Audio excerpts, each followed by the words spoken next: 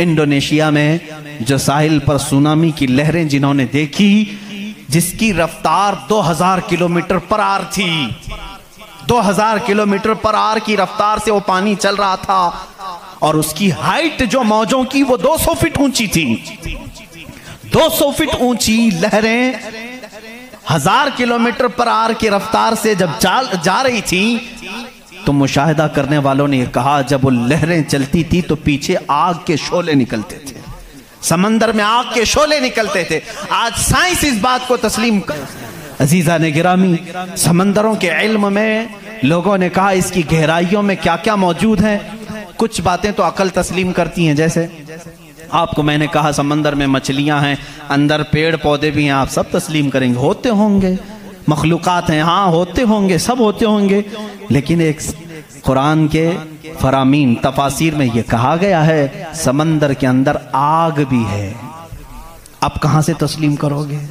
समंदर के अंदर आग है, कैसे तस्लीम करोगे?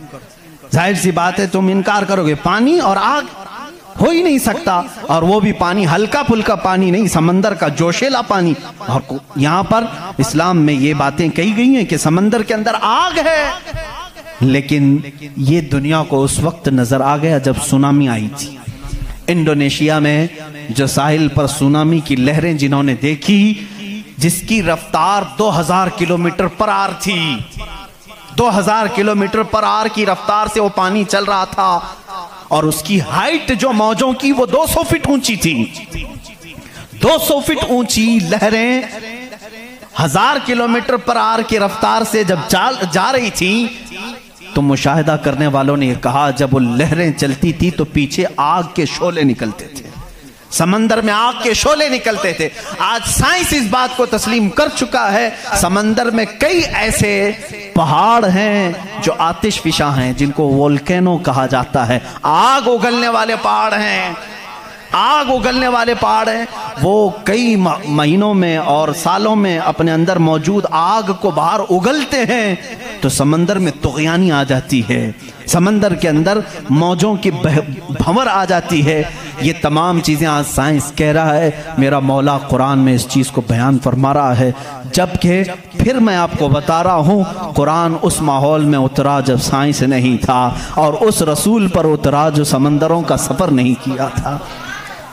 अल्लाह तबारक व तआला ने पहाड़ों के इल्म के मुतालिक कुरान में बयान फरमाया, सितारों के इल्म के मुतालिक, समंदरों के इल्म के मुतालिक, ज़मीन का ये जियोफिज़िक हो, एस्ट्रोनॉमी हो, सितारों का एस्ट्रोलॉजी हो, इल्मुल फलकियात हो, उसके बाद नबातात, ये पेड़ पौधों के इल्म के लिए भी कुरान मौजूद है। अल्लाह रब्बुल इज़्ज़त इनके मुतालिक भी फरमा रहा है, इनके जोड़ बनाए गए। आज दुनिया ये कह रही है कि एक पेड़ को दूसरे पेड़ से लगाते हैं तो फल अच्छे आते हैं, फल अच्छे आते हैं। ये हदीस पाक में मिलता है। मदीने तैयबा में कलमी करते थे सहाबा उस वक्त खजूरों की।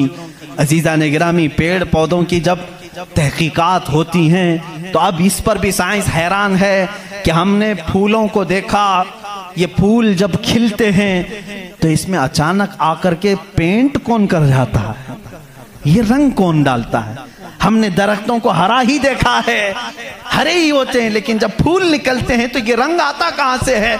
उसकी तहकीक करते करते डालियों को लोगों ने चीर दिया, पत्तों को फाड़ दिया, लेकिन फूल का रंग पूरे दरख्त में कहीं नहीं पाया, कहीं नहीं पाया। इन पौधों को और इन फूलों को कौन रंग देता है? बल्कि हद तो यह है मेरे अजीजों, उसकी सबसे बड़ी चीज ये निशानियों में से ये भी है कि पेड़ पौधों को तुम लहलहाते हुए आज देखते हो, इनकी पैदाइश पर क्या तुमने गौर व फिक्र नहीं किया? ये कैसे पैदा होते हैं, कैसे निकलते हैं? अल्लाह अकबर।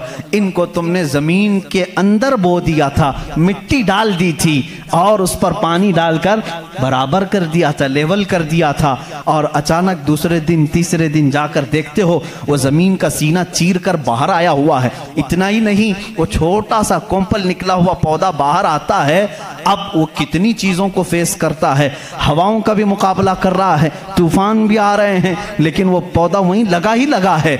छोटे पौधे को बड़ी से बड़े तूफान हिला के नहीं कर सके।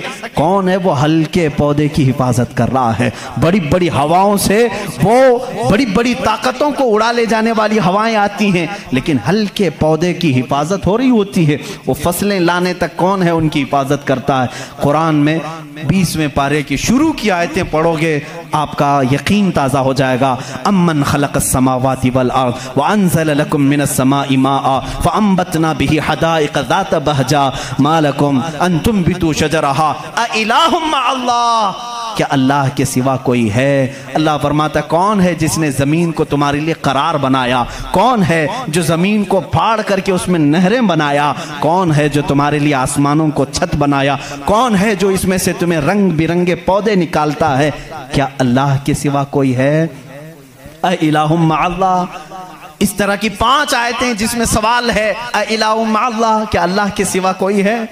अब मेरे अजीज़ों, मैंने आसमानों की बात की, ज़मीनों की बात की, गैलेक्सी की बात की, पेड़ पौधों की बात की, समंदरों की बात की, बल्कि मैंने तुम्हारे ज़ात की भी बात की। तुम्हारे जिस्म में मौजूद हर अज़ू, हर पार्ट अल्लाह की निशानी है, अल्लाह की निशानी है।